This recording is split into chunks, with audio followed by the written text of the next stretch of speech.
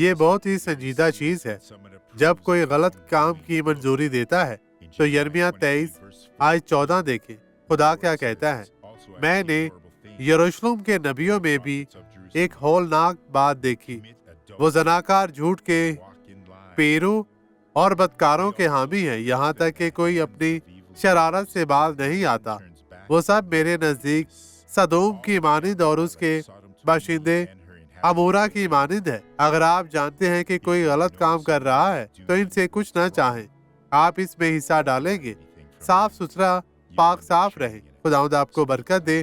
اب اس گواہی کو دیکھیں اور میں آپ کے لیے دعا کرنے واپس آؤں گا.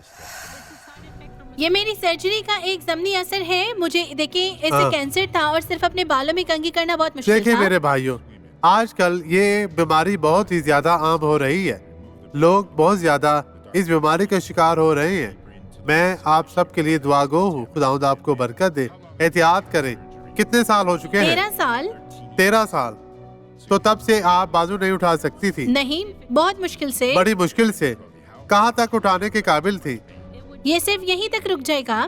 اس طرح میری بہن میرے لیے بالوں میں کنگھی ٹھیک ہے، کرتی تھی. آپ کی بہن آپ کی مدد کرتی تو اپنے بازو کو اٹھائیں یسوع کے نام میں. دیکھیں بھائیو، آئیں اب دعا کریں. باپ، میں اس شخص کو برکت دیتا ہوں جو کہتا ہے مجھے معاف کرو کیونکہ میں بدل جاؤں گا. اب سے میں تیری مرضی پوری کروں گا. اس لیے میں ابھی ان کی زندگی کی تمام برائیوں کی ملامت کرتا ہوں. یسوع کے نام میں انہیں چھوڑ دے اور خداوند آپ کو برکت دے.